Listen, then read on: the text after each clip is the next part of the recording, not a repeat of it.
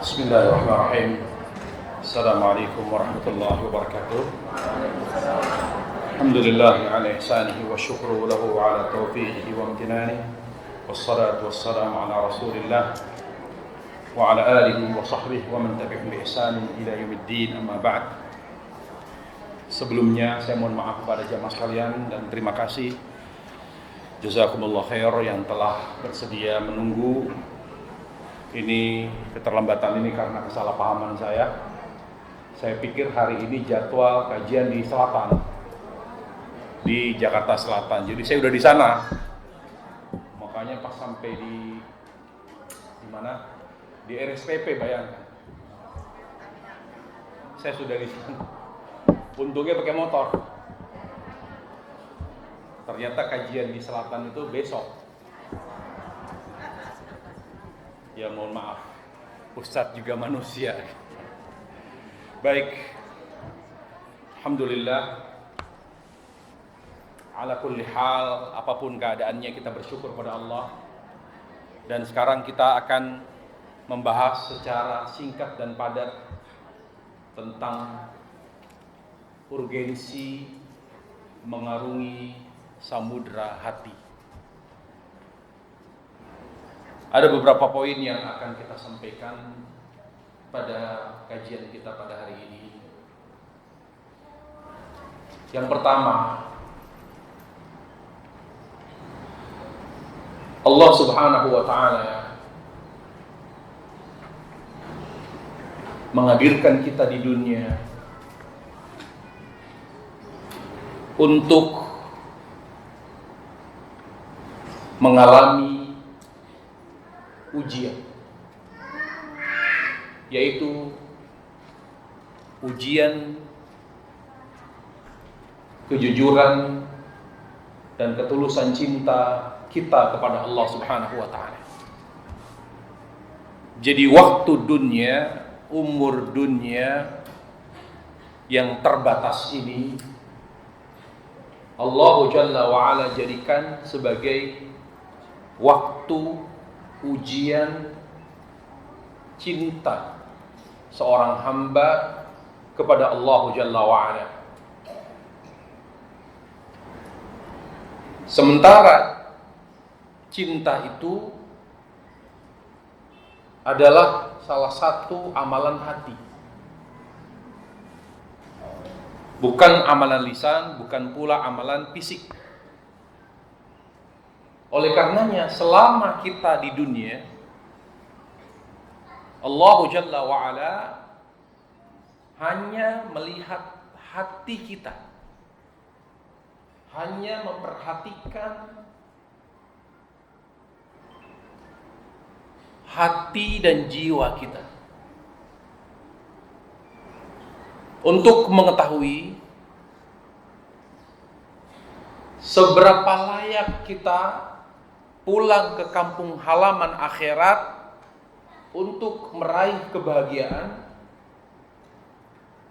Persentasenya berapa kebahagiaan yang berhak kita dapat.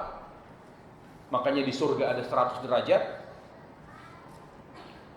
neraka pun ada darokat, ada tingkatan yang semakin rendah, semakin ke dalam, semakin panas, semakin dahsyat azabnya. Semua itu ditentukan oleh hati. Bagaimana kita pulang ke kampung halaman kita, bahagia atau sengsara, dilihat ya hati kita seperti apa. Makanya Allah Jalla wa'ala mencontohkan manusia yang berhasil pulang ke kampung halaman akhirat dengan baik, dengan sukses, yaitu Allah mencontohkan Ibrahim alaihissalam. Allah katakan, wa jaa rabbahu biqalbin salim. Dan Ibrahim datang menghadap Allah, pulang ke keharibaan Allah dengan membawa hati yang bersih. Hati yang bersih yaitu hati yang cinta Allah Jalla wa'ala dan taat kepadanya. Meskipun para ulama berbeda pendapat ketika menjelaskan hati yang bersih. Tetapi kata ulama, definisi yang jelas para ulama tentang hati yang bersih, maka sifatnya adalah ikhtilafu tanawwu', yaitu hanya perbedaan secara macam saja, bukan perbedaan yang saling bertentangan satu sama lain. Artinya masih bisa dipadukan. Masing-masing ulama menjelaskan dari sisi yang berbeda. Tapi intinya adalah Allah Jalla wa'ala menjadikan hati kita penentu kesuksesan dan atau kegagalan kita ketika kembali kepada Allah, ketika kita pulang ke kampung halaman akhirat kita. Oleh karenanya para jemaah sekalian, karena hati inilah yang diuji oleh Allah dengan rahmatnya, pada akhirnya hati inilah yang akan menjadi sebab apakah kita meraih rahmat atau kehilangan rahmat Allah Jalla wa'ala. Oleh karenanya kewajiban di dunia hanya dua. Kewajiban manusia di dunia hanya dua. Dan dua kewajiban itulah yang mensucikan hati. Selama manusia menunaikan dua kewajiban tersebut, dan itu yang dikatakan oleh para ulama ketika membahas tentang tazkiyatun nafas, tentang pembersihan hati, pensucian jiwa. Yaitu apa yang pertama? Kewajiban yang pertama, tauhid. Kewajiban bertauhid kepada Allah Jalla wa'ala. Makanya seluruh agama Nabi, agama tauhid, disebut dengan agama Islam. Tauhid. Kewajiban yang kedua, yaitu pensuci hati kedua adalah wujubul ittiba. Kewajiban mengikuti Rasul sallallahu alaihi wasallam. Kita tidak akan ditanya kalau kita tidak mengikuti Isa, Musa, Ibrahim, Harun. Kita ditanya oleh Allah Jalla wa'ala apabila kita tidak mengikuti Nabi Muhammad sallallahu alaihi wasallam. Dan ketahuilah dua kewajiban itu, kewajiban bertauhid kepada Allah, memurnikan ibadah hanya kepada Allah Jalla wa'ala, sebagai realisasi kita terhadap la ilaha illallah. Kewajiban kita mengikuti Rasul sallallahu alaihi wasallam sebagai bentuk pengamalan kita terhadap Muhammad Rasulullah. Dua hal itulah yang akan membuat hati semakin cinta kepada Allah. Dua hal itulah yang membuat hati semakin bersih, semakin suci. Dua hal itulah apabila kita tinggalkan, apabila kita abaikan, apabila kita jauhkan, akan membuat hati menjadi kotor. Semua sumber kotornya hati adalah syirik, mukhalafatut tauhid, wa ma yudaddu, segala hal yang bertentangan dengan tauhid dan segala hal yang bertentangan dengan petunjuk Rasulullah sallallahu alaihi wasallam. Kalau kita kembali kepada definisi maksiat, apa itu maksiat? Apa itu durhaka? Durhaka adalah kullu ma khalafa amrullah wa rasuli. Durhaka atau maksiat itu adalah segala yang bertentangan dengan perintah Allah dan perintah Rasulnya. Perintah Allah apa? Tauhid. Perintah Rasul sallallahu alaihi wasallam ittiba, mengikuti sunnah Nabi alaihi salam. Tidak mungkin disebut maksiat yang merupakan pengotor hati kalau tidak bertentangan dengan perintah Allah dan perintah Rasul sallallahu alaihi wasallam. Tidak dikategorikan sebagai maksiat atau sebagai hal yang akan membuat hati semakin terkontaminasi kalau dia tidak bertentangan dengan perintah Allah dan Rasulnya sallallahu alaihi wasallam. Perintah Allah yaitu tauhid, perintah Rasulullah yaitu berittiba, mengikuti petunjuknya sallallahu alaihi wasallam. Kemudian para jemaah sekalian, hal yang kedua yang menunjukkan pentingnya kita mengarungi samudera hati. Karena iblis tidak rela kita mampu dan berhasil menjaga hati. Ingat, ada aduwina iblis, musuh bebuyutan kita iblis. Setelah diusir dari surga, dia bilang apa di hadapan Allah? La ughwiyannahum ajma'in illa ibadaka minhum al-mukhlasin. Aku bersumpah dengan keagunganmu ya Allah, bi'izzatika.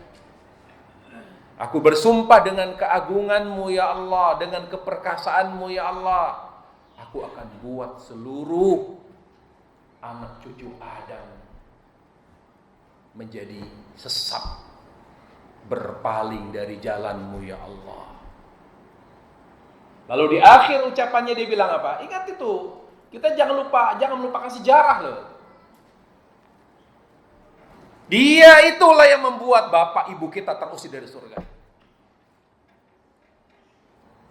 Dan dia tidak pernah tidur. Dan tidak pernah rela kalau kita kembali ke kampung halaman akhirat dalam keadaan bahagia. Makanya apa?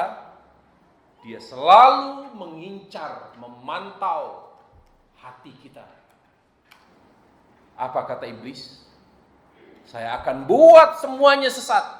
Ternyata iblis menyebut yang membuat kita sesat, meninggalkan jalan Allah, berpaling Allah apa? Ketika kita tidak mampu menjaga hati. Ketika kita tidak mengenali hati kita yang merupakan penentu kehangatan hubungan kita dengan Allah. Dia bilang apa? Saya buat mereka semua sesat kecuali. Nah, ini yang harus menjadi perhatian kita. Dia bilang apa? Kecuali hambamu yang ikhlas. Apa ikhlas? Para ulama membahas ikhlas, yaitu apa? Cinta yang murni dan tulus kepada Allah. Orang Arab ketika bicara tentang khalis, asal kata ikhlas, artinya itu murni. Orang Arab mengatakan tentang madu murni, mereka mengatakan apa? Asalun khalis. Jadi ikhlas itu adalah cinta yang tulus dan murni hanya kepada Allah Jalla wa'ala. Jadi yang membuat hati ini tetap terjaga di atas siratul mustaqim, di atas hidayah, adamu zaik, tidak berpaling ke kanan ke kiri ke jalan syaitan. Sebagaimana doa Allah Jalla wa Ala, Rabbana la tuzigh qulubana ba'da idh hadaitana wa hab lana min ladunka rahmah. Ya Allah, jangan biarkan hati kami condong kepada kesesatan setelah Engkau memberikan hidayah kepada kami. Dengan apa itu? Kita condong sedikit demi sedikit, setahap demi setahap, kita sudah mulai meninggalkan hati yang damai. Yaitu apa? Hati yang dibiarkan jatuh cinta kepada selain Allah. Makanya para jemaah sekalian, Imam Zahabi rahimahullah ta'ala, bahkan juga dikutip oleh Ibnu Qayyim, beliau mengatakan, nukhila anis salaf, dikutip dari para ulama salaf, bahwa jika bakal maksiat, semua keburukan, semua penyimpangan itu lahir dan muncul dari apa? Dari cinta kepada dunia. Mereka mengungkapkan dengan ungkapan hubbud dunya ra'su kulli khati'ah. Cinta kepada dunia adalah cikal bakal maksiat seorang hamba kepada Allah. Lagi-lagi hati. Jadi orang yang cintanya setengah-setengah, bahkan memberikan cinta kepada selain Allah seperti cintanya kepada Allah, ini Ini awal kesesatan. Awal kesesatan. Kapan orang dianggap sesat? Sesat itu orang dianggap sesat ketika dia tidak mengenal Allah,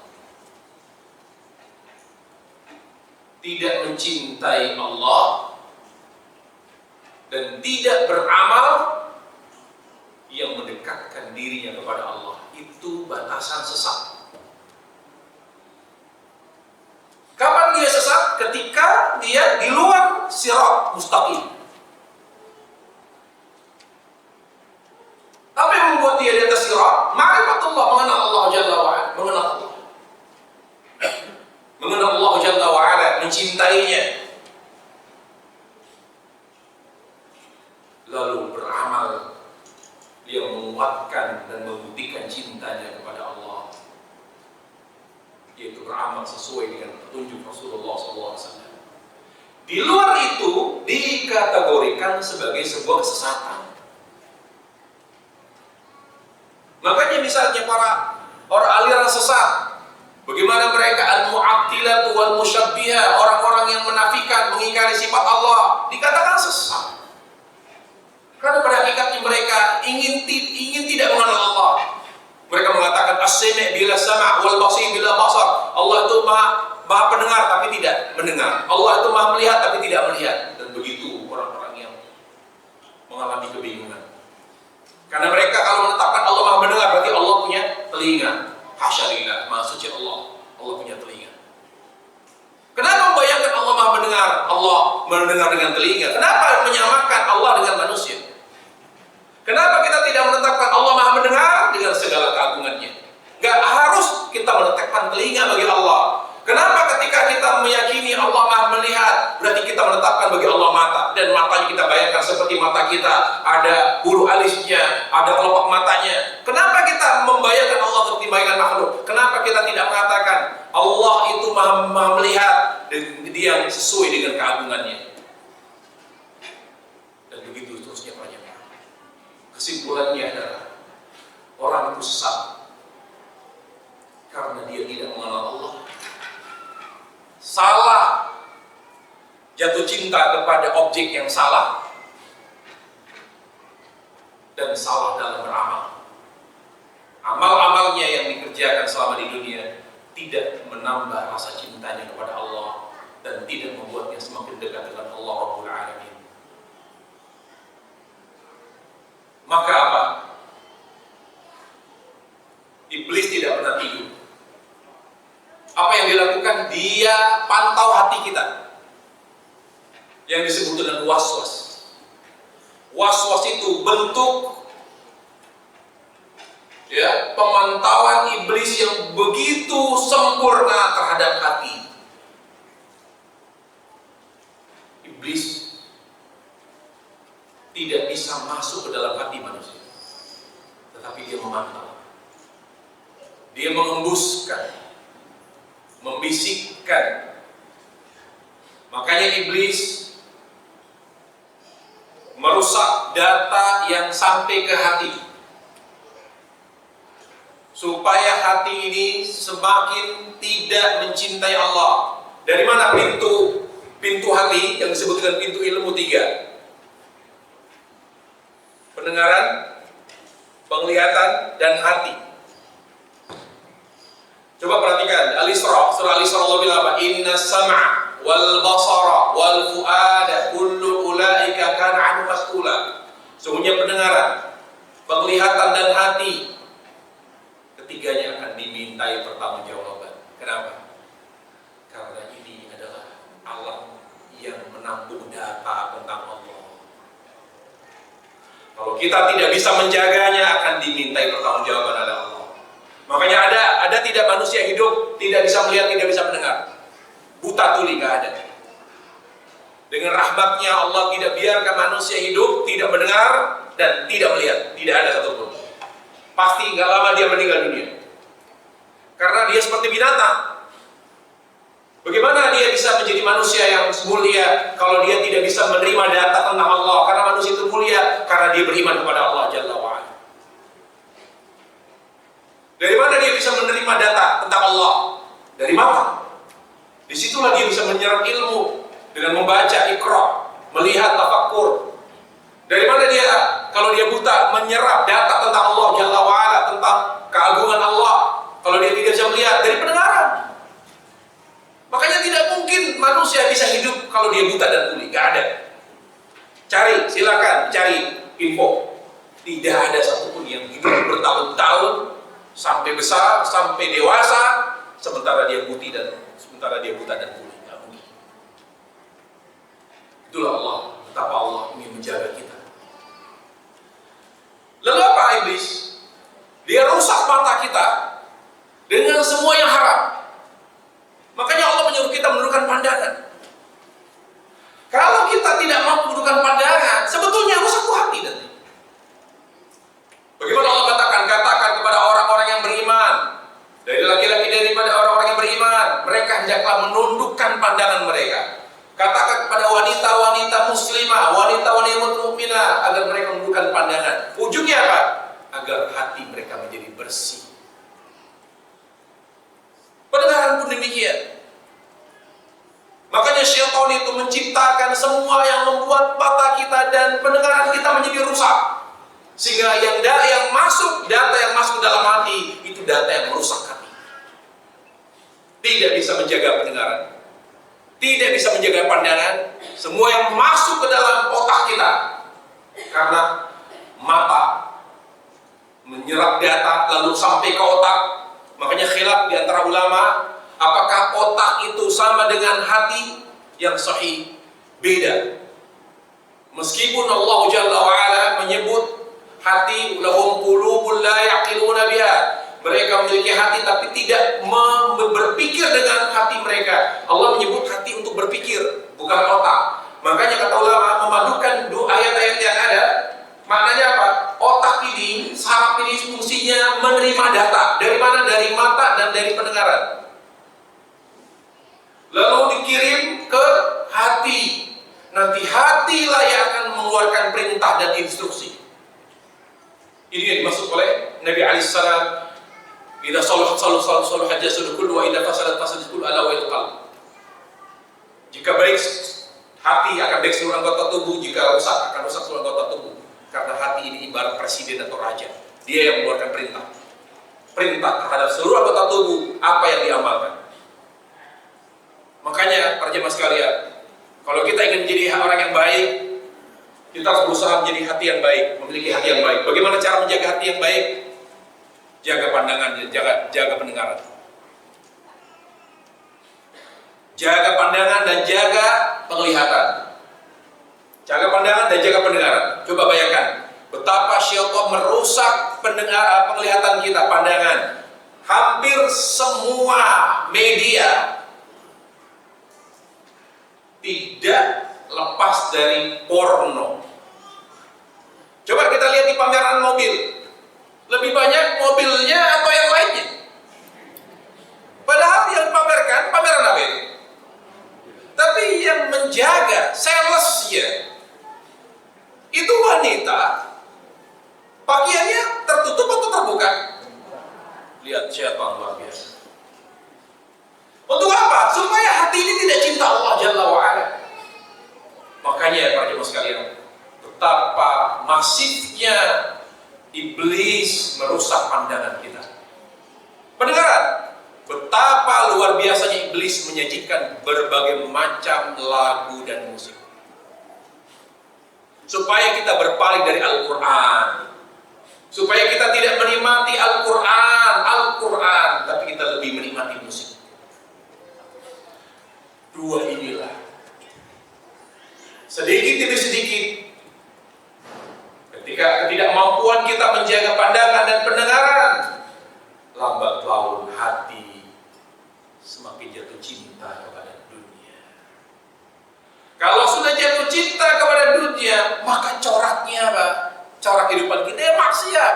Maksiat itu lahir dari hati yang cinta kepada dunia. Ketaatan kepada Allah itu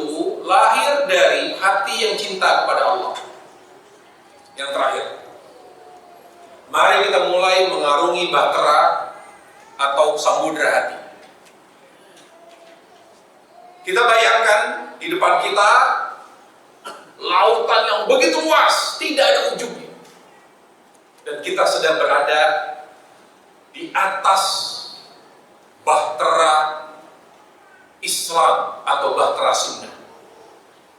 Kita melihat dengan teropong, gak ada ujungnya.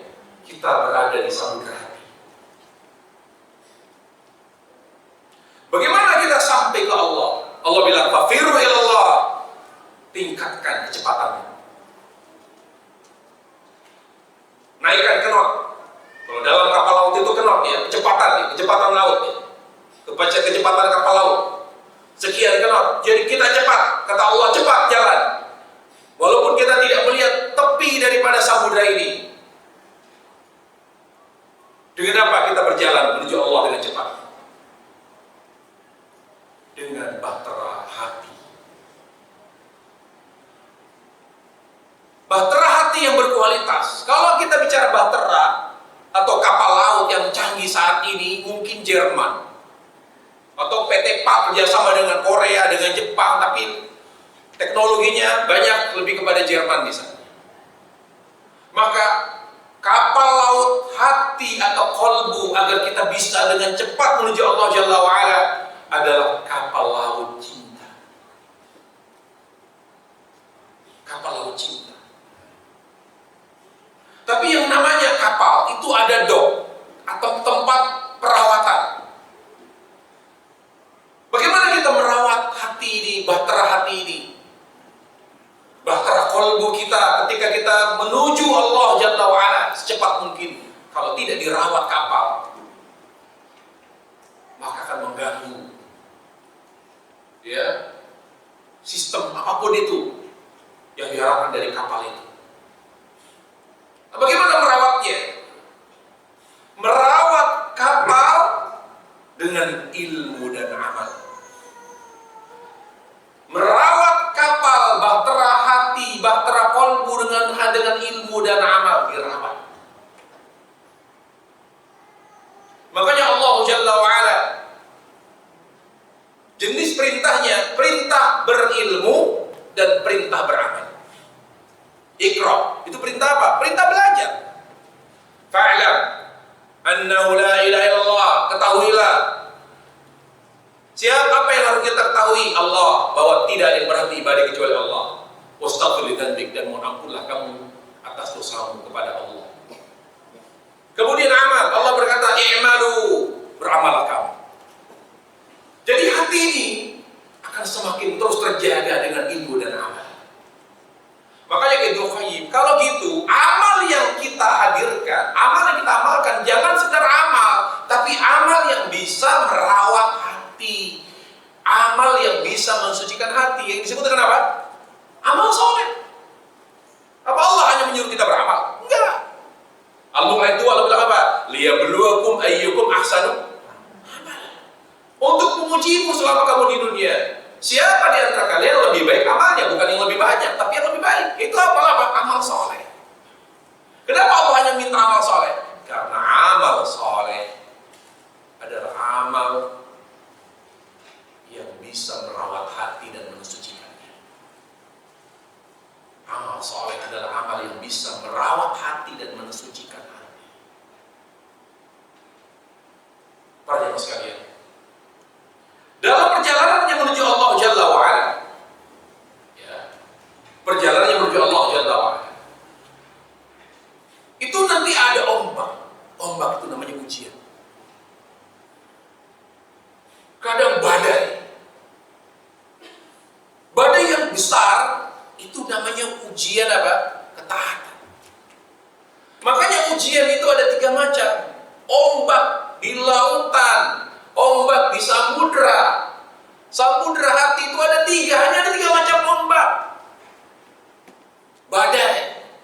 Badai itu bukan hanya satu ujian saja. Badai itu ada badai ketaatan. Ada badai ketaatan.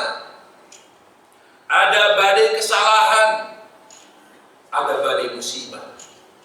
Jadi ombak yang menerjang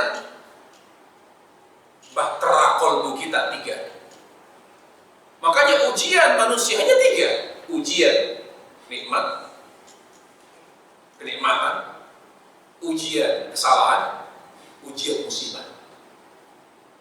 Tidak ada ujian selain 3 itu. Coba diperhatikan dengan sesama. Apakah ada jenis ujian yang kita alami selain ujian itu? Tidak ada. Dan ingat para jemaah sekalian, ombak yang begitu kuat menerjang bahtera qalbu kita, itu hanya Allah Jalla wa'ala timpakan kepada orang yang beriman. Karena orang-orang yang tidak beriman tidak memiliki bahtera qalbu. Allah berfirman, Alif Lam Mim, hasiban nas ayyutruku ayyaqulu amanna wa lam. Alif Lam Mim, apakah mereka menyangka bahwa mereka mengklaim dirinya beriman lalu tidak diuji? Jadi yang mengalami ujian hanya orang yang beriman, yang memiliki bahtera hati yang cinta kepada Allah. Adapun orang kafir, mereka tidak mengalami ujian. Tidak ada ujian bagi orang kafir. Kalau nikmat, itu namanya istidraj. Sanastadrijuhum min haitsu la ya'lamun. Kami akan biarkan mereka dengan segala kenikmatan agar bertambah dosa mereka kepada Allah. Kalau mengalami kesengsaraan, kemiskinan, itu berarti azab sebelum azab akhirat. Ujian hanya berlaku bagi orang yang beriman kepada Allah Jalla wa'ala. Bahtera kita yang akan diterjang oleh ombak yang begitu kuat, 3 macam ombak. Ombak kenikmatan, dan ini yang paling berat. Ombak kenikmatan yang paling berat. Dalam perjalanannya menuju Allah Jalla wa'ala, dia harus terus berjalan dengan baik, dengan kecepatan yang sesuai dengan standar. Siapa hati yang cepat menuju Allah? Hati yang bersyukur. Makanya Allah dan Rasulnya selalu mengidentikan hati dengan syukur. Contoh misalnya dari Aisyah bersabda, Ala ukhbirkum bi khairi kunuzil mar. Maukah aku beritahu kepada kalian orang yang sempurna hidupnya dan akan mengantarnya kepada kebahagiaan akhirat? Kata sahabat, siapa itu ya Rasulullah orang yang sempurna hidupnya, yang berjalan menuju Allah itu lancar, cepat. Semua penumpang yang ada di atas bahtera qalbu betapa senang karena mencapai target, waktunya tepat. Dan ini bukan tujuan yang biasa, tapi ini tujuan yang sangat agung menuju Allah Jalla wa'ala. Yaitu apa? Kata Nabi alaihissalam, perhatikan 3 hal. Apa kata Nabi alaihissalam? Seorang hamba mukmin dia harus punya hati yang bersyukur. Dan di sini Nabi alaihissalam menisbatkan syukur kepada hati. Kepada hati. Jadi hati yang cepat, berjalan cepat menuju Allah adalah hati yang bersyukur. Lalu para ulama mengurai, apa itu syukur? Syukur itu kepada Allah Jalla wa'ala, hati yang cinta kepada Allah, lalu dibuktikan cintanya kepada Allah dengan beramal. Itu namanya syukur. Coba perhatikan di Al-Quran. Semua ayat tentang syukur selalu dikaitkan dengan amal. Misalnya, perkataan Nabi Sulaiman, ketika dia bersyukur diberi kemampuan memahami bahasa semut. Dia bilang apa? Fatabassama dhahika. Lalu dia tertawa, senyum. Dalam keadaan tertawa, senyum. Jadi tertawanya Nabi Sulaiman itu senyum. Dia bilang apa? Rabbi auzi'ni, wahai Rabbku, berilah aku kekuatan untuk bersyukur atas segala nikmat yang Kau berikan kepadaku. Lalu setelah dia minta bersyukur, dia bilang apa? Wa an a'mala salihah, dan aku bisa beramal. Jadi orang kalau cinta saja tidak beramal, belum dianggap bersyukur. Makanya kalau ada orang alhamdulillah saya bersyukur, tapi Anda gak sholat, Anda tidak bersyukur. Anda bersyukur dengan mulut, gak bisa. Bersyukur itu dengan amal. Amal teragung sebagai bukti syukur kita pada Allah apa? Sholat. Kalau kita mau membuktikan syukur kita kepada Allah, sholat. Laki-laki sholatnya di masjid, 5 waktu di masjid. Perempuan sholatnya di rumah, menjaga sholat secara berjamaah. Itu cara kita bersyukur kepada Allah Jalla wa'ala secara amal. Dan itu yang membuat kita terus konsisten, namanya istiqomah. Selama kita bersyukur kepada Allah, merawat hati agar terus cinta kepada Allah, semakin cinta cinta kepada Allah, dengan menuntut ilmu. Itulah sebabnya kita wajib menuntut ilmu agama. Setelah menuntut ilmu agama, dia harus diamalkan. Ilmu amal. Ilmu membuat kita cinta, amal bukti cinta. Ilmu ujungnya tauhid, amal ujungnya ittiba. Tauhid itu tujuan, ittiba berasul itu sarana. Makanya kita tidak boleh menyembah Rasul SAW. Kita tidak boleh menyembah Rasul. Rasul itu bukan untuk disembah. Rasul itu diutus untuk diikuti. Fattabi'uhu la'allakum tahtadun. Ikutilah beliau, kata Allah, maka niscaya kamu akan semakin dekat kepadaku dengan diberi curahan hidayah oleh Allah Jalla wa'ala. Nah, kalau sudah hati ini berpadu antara cinta dan amal, namanya syukur, bingkai syukur. Syukur ini para jamaah melahirkan keseimbangan. Jadi kapal ini akan terus lurus dia tidak belok kanan, tidak belok kiri. Jadi kalau nahkoda itu bingung dia, kok ini kemana kanan? Bagaimana caranya mengimbangi? Agar syukur ini lempeng, namanya istiqomah. Konsistensi dengan syukur, konsistensi kita dalam bersyukur kepada Allah namanya istiqomah. Coba perhatikan di hadis, selalu Nabi mengidentikan istiqomah, istiqomah hati, istiqomah amal. Coba. Nabi alaihissalam selalu mengidentikan istiqomah dengan istiqomah hati dan istiqomah amal. Tidak ada istiqomah yang lain. Istiqomah hati, istiqomah. Kata Nabi alaihissalam, la yastaqimu imanu abdi hatta yastaqimu qalbu. Tidak akan baik hati seorang sampai baik, tidak akan sempurna iman seorang sampai baik hatinya. Di sini Nabi menisbatkan istiqomah kepada hati, yaitu hati yang cinta kepada Allah. Amal yang membuktikan cinta kepada Allah juga disebut la yastaqimu amalu, tidak akan istiqomah amal. Dalam perjalanan kita menuju Allah Jalla wa'ala yang disebut dengan syukur, ingat syukur itu puncak amal, puncak kebahagiaan. Makanya Allah mengidentikan syukur dengan kebahagiaan. Apa kata Allah? La in syakartum la azidannakum wa in kafartum inna adzabi lasyadid. Kalau kalian bersyukur, aku tambah nikmat. Namun kalian kufur, jika kalian kufur, azabku sangat pedih. Umar bin Abdul Aziz berkata, ayat ini memberi pelajaran bahwa syukur itu identik dengan kebahagiaan. Apa itu syukur? Cinta kepada Allah yang dibuktikan dengan amal yang sesuai dengan tuntunan Nabi alaihissalam. Tapi ini perlu yang namanya balancing. Apa itu balancingnya? Sabar dan taubat. Makanya kata ulama, di dunia ini ada 3 amalan utama yang harus kita jaga dan perhatikan. Apa itu?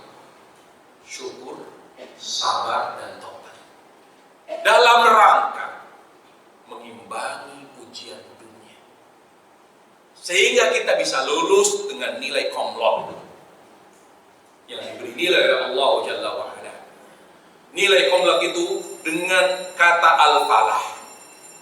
Selalu Allah dan Rasulnya menyebut al-falah. Qad aflahal mu'minun. Apa kata Nabi alaihissalam? Kalau orang itu nilainya komlot, beruntung.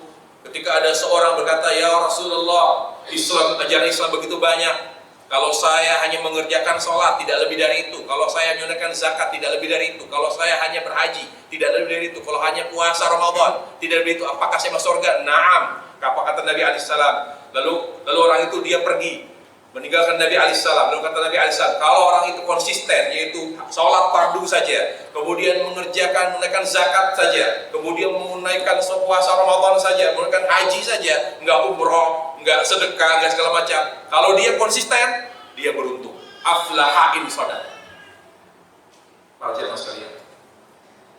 Jadi yang namanya syukur kepada Allah perlu keseimbangan dengan sabar dan taubat pada Allah Jalla wa'ala.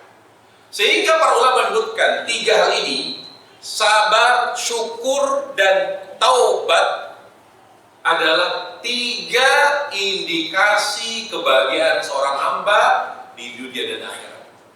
Ibnu Qayyim dalam kitab Wabil Sayyid mengatakan, syukur, sabar, dan taubat salatu alamat sa'adatil abd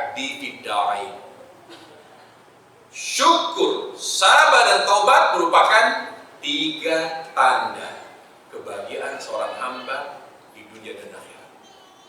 Beliau mengurai sedikit, kata beliau. Kenapa dia dikatakan tiga T? Kenapa dia dikatakan tiga tanda kebahagiaan? Tiga indikasi kebahagiaan.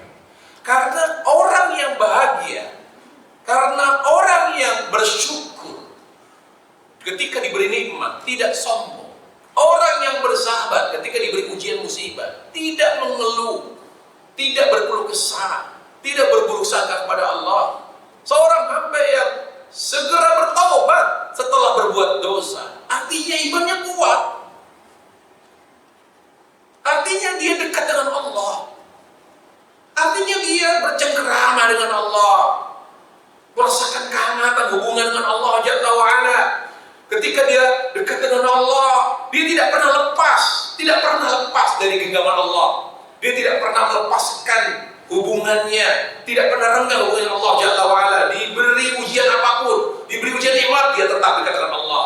Apa yang Allah suka, disyukur ketika dia diberi nikmat. Saya bersyukur. Di situ ada unsur ketaatan pada jamaah.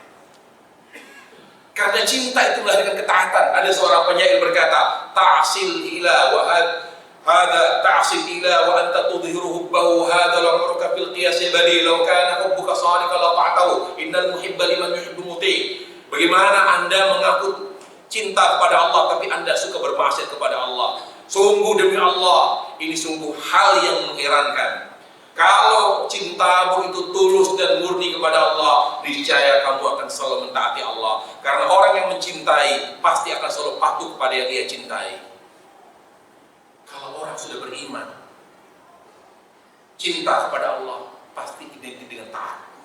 Taatnya gimana? Diberi kekayaan dia, diberi jabatan. Allah cintanya di saat kita diberi nikmat. Aku cinta, kamu bersyukur. Baik ya Allah, aku bersyukur. Coba lihat Nabi Sulaiman dan Qarun, mana yang lebih kaya? Sulaiman alaihissalam jauh, gak ada apa-apanya Qarun. Kenapa Qarun sombong? Kenapa Sulaiman yang kaya raya? Tidak ada manusia yang lebih kaya dari Nabi Sulaiman, gak ada. Kenapa dia bersyukur?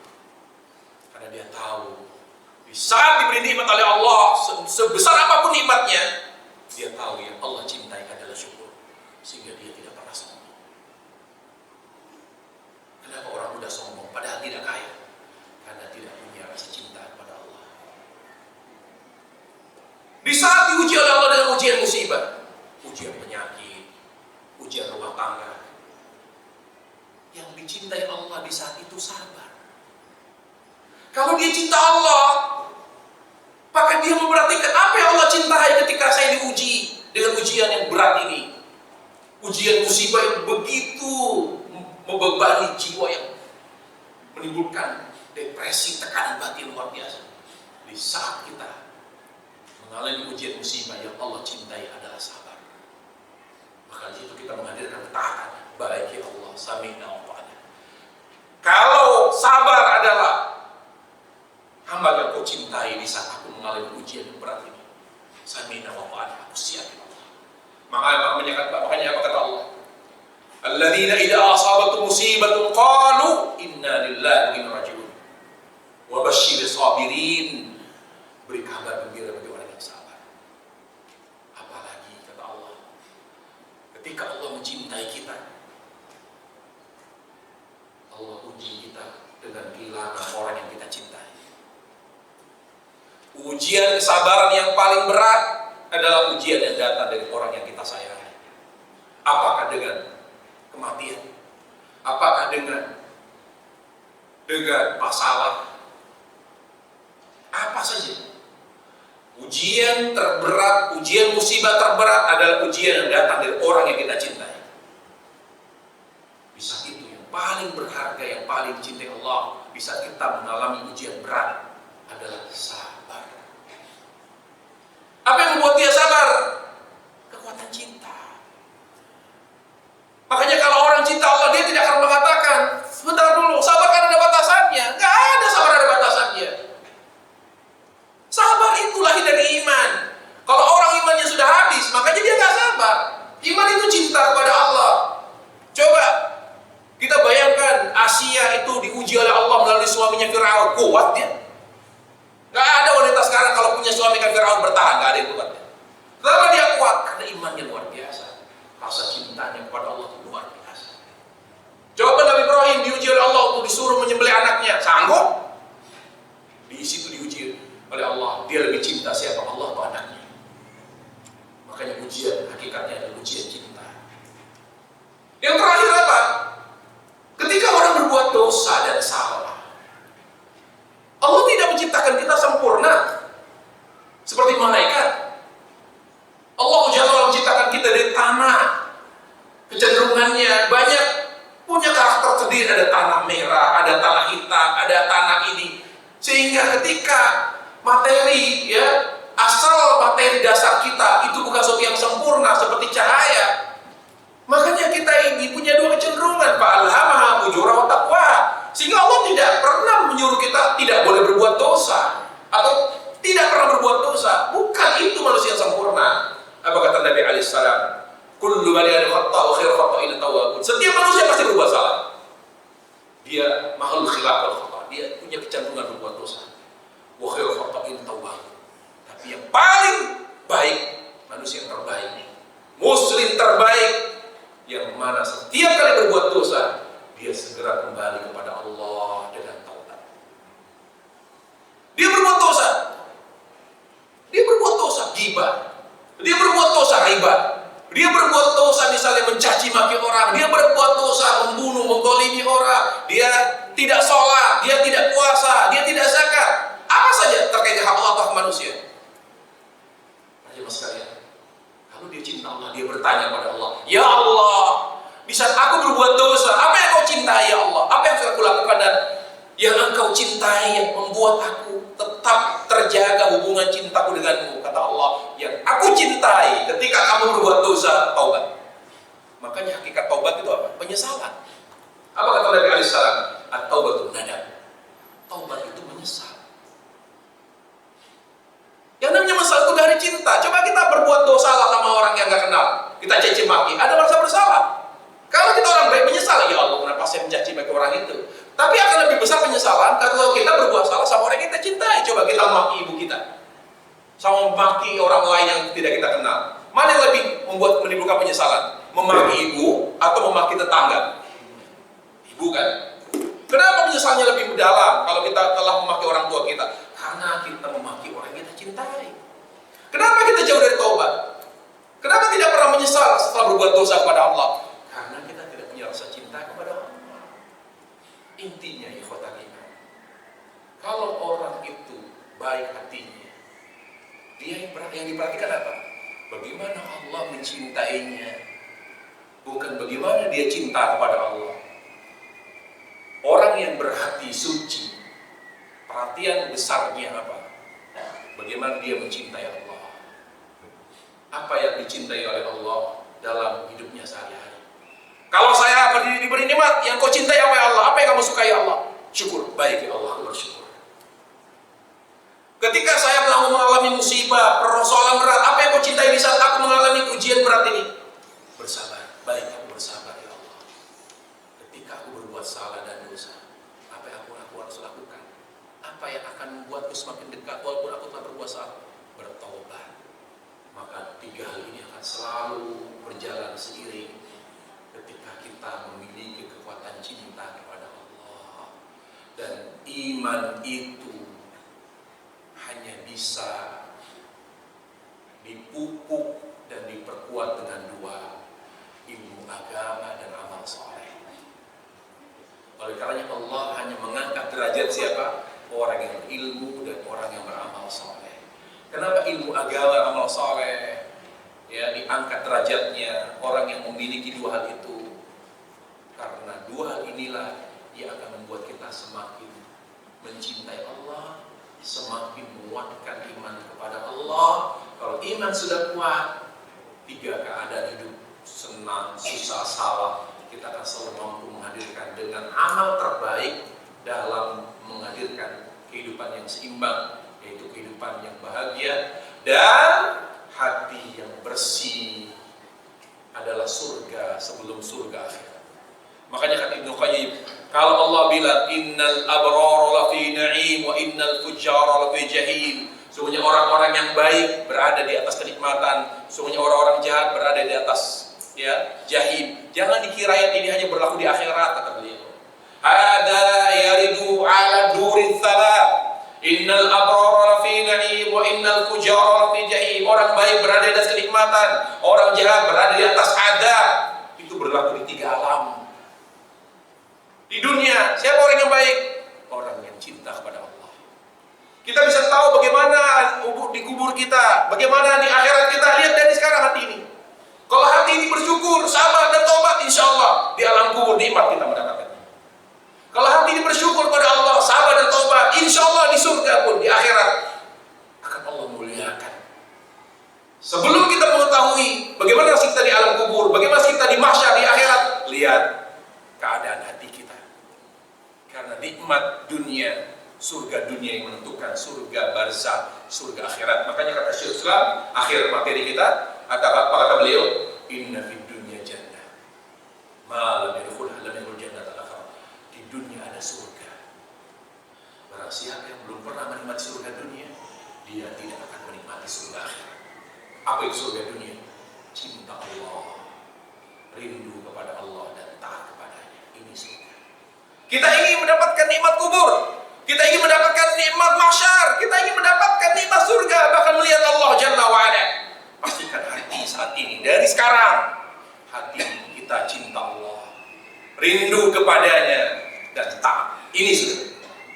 Kalau hati ini cinta Allah, rindu Allah, taat kepada Allah, insya Allah jarak kita dengan surga hanya dipisahkan oleh kematian. Semoga kita, dosa-dosa kita semua di sini diampuni oleh Allah Subhanahu wa taala. Semoga hati kita diteguhkan di atas kebenaran. Semoga Allah jadikan hati kita hati yang semakin cinta kepada Allah. Semoga Allah Jalla wa'ala wafatkan kita dalam keadaan husnul khatimah. Semoga Allah Subhanahu wa taala memberikan kita nikmat dunia dan nikmat akhirat. Semoga kita dilindungi dari azab kubur, dari azab neraka, dan dimasukkan ke dalam surganya. Dan semoga kita bisa melihat wajah Allah Subhanahu wa taala. Demikian kajian kita yang singkat. Mohon maaf sekali lagi atas kekurangan dan keterlambatan saya. Wallahu taala alam. Mohon maaf juga kalau materinya hanya singkat karena memang saya telat gitu ya. Sebetulnya saya ingin menjabarkan lagi lebih panjang, lebih detail lagi tentang samudra hati, tapi qadarullah ma syaa. Semua ini di luar di luar kesadaran, jadi karena lupa gitu ya. Saya juga nggak mantau di WA hari apa, main berangkat aja ke Kerinci, qadarullah. Tapi alhamdulillah materinya dapat ya nih. Alhamdulillah, walaupun telat dapat ya materinya ya. Baik, ini perlu jawab pertanyaan atau enggak nih? Karena udah mau zuhur ini. Hah? Gak apa-apa, jawab pertanyaan. Tapi saya jawab yang pendek-pendek ya. Tolong kalau nanya jangan panjang-panjang. Kalau panjang bedanya sama curhat beda tipis. Bagaimana cara mencintai Allah sepenuh hati yang tulus? Sepenuh hati mencintai Allah Jalla wa'ala. Jadi kita jaga hati. Bagaimana jatuh cinta kepada Allah Jalla wa'ala? Pertama, ya, apa yang membuat kita tidak jatuh cinta kepada Allah? Dosa. Dosa itu penghalang hubungan kita dengan Allah. Oleh karena seorang muslim harus dekat dan melekat dengan taubat. Itulah sebabnya mengapa Nabi banyak bertobat padahal beliau tidak punya dosa. Beliau SAW, Rasulullah banyak bertobat padahal beliau tidak punya dosa. Beliau ingin pelajaran. Taubat itu selain menghapus dosa juga mengangkat derajat, semakin mendekatkan dan menghangatkan hubungan kita dengan Allah Jalla wa'ala. Kemudian apa lagi yang membuat kita cinta? Terus tingkatkan pemahaman agama. Tak kenal maka tak sayang. Bagaimana kita cinta Allah kalau kita tidak mengenal Allah Jalla wa'ala? Apa kata Allah? Allahul ladzi khalaqas samawati Allahul ladzi khalaqas sab'a samawati wal ardi mithlahun yatanazzalu amru bainahum lita'lamu anna Allah 'ala kulli syai'in qadir wa anna Allah qad ahata bi kulli syai'in ilma. Allah yang telah menciptakan 7 lapis langit, demikian pula 7 lapis bumi, dan menurunkan di antara langit dan bumi wahyu, yaitu ilmu. Untuk apa Allah turunkan wahyu? Lita'lamu, agar kamu mengenal Allah. Kata Ibnu Rajab, tujuan manusia hadir di dunia adalah mengenal dan mencintai Allah. Dengan apa kita mengenal Allah? Dengan belajar agama. Belajar agama. Insya Allah semakin kita bertambah pemahaman agama kita sesuai dengan dalil, sesuai dengan tuntunan Rasul SAW, otomatis akan semakin cinta kepada Allah. Untuk lebih jelas silakan buka tafsir surah Ali Imran 31. Surah Ali Imran, surah ketiga ayat 31. 331. Surah 3, surah ketiga ayat 31. Coba di situ Allah memberitahu bagaimana kita semakin mencintai Allah dengan tulus, dengan mengikuti Rasul sallallahu alaihi wasallam. Hidup kita di bawah naungan sunnah, di bawah naungan petunjuk Rasulullah sallallahu alaihi wasallam, maka secara otomatis hati kita akan semakin jatuh cinta kepada Allah Subhanahu wa taala. Membahas tentang kesyirikan bukan hanya di daerah, tapi di kota-kota besar. Luar biasa. Apa kata Nabi alaihissalam? Tidak akan terjadi kiamat sampai umat Islam akan berbuat syirik, sampai umat Islam akan kembali menyembah berhala. Itu kabar Nabi alaihissalam. Jadi jangan dikira orang-orang non-muslim yang berbuat syirik. Apa kata Nabi? Tidak akan terjadi kiamat sampai umat Islam justru yang berbuat syirik. Ya, kita gencarkan terus dakwah tauhid. Ya, kita sampaikan pengingkaran kita terhadap segala hal yang mengandung unsur syirik. Kita ingatkan semua. Ya, ingatkan semua unsur syirik. Saya ada teman dia punya gedung di Gatot. Saya lihat lantainya ada yang nggak ada ininya. Ada lantai yang tidak hoki, lantai berapa ya? 4. Ada lantai berapa lagi? 13. 4, 13. Ya, saya ingatkan yang punya gedung itu. Saya bilang, ini nggak benar kayak gini nih. Semua angka nggak ada kaitan dengan hoki dan tidak hoki. Diganti liftnya, nomornya. Langsung diganti. Kalau kita seperti ini, bagaimana hati ini semakin cinta Allah? Amalan kita itu pengaruh besar terhadap hati, memberi pengaruh besar. Jaga amal. Pastikan amal kita, apalagi diberi amanah gedung mewah begitu, langsung dia laksanakan. Baik Ustaz, terus lagi acara Natal, ada acara kayak gitu. Ini apa begini? Yang punya gedung siapa? Anda kan? Saya bilang ganti, gak ada begitu-gitu. Bersihin. Wah ini kurang ajar pengelola gedung ini, gak izin sama saya. Akhirnya dia turunin semua, tidak ada begitu-gitu. Alhamdulillah. Jadi dekatnya saya dengan orang-orang tajir, orang kaya, saya manfaatkan. Tapi santai mengingatkannya dengan penuh keakraban. Ya, baik. Saya kira itulah yang bisa saya jawab dari beberapa pertanyaan. Ya, kalau pertanyaannya kayak curhat konsultasi mungkin lebih baik japri kali ya. Ya, wallahu taala alam. Subhanallah bihamdik, syalla la ilaha illa anta, astaghfiruka wa atubu ilaik. Assalamualaikum warahmatullahi wabarakatuh.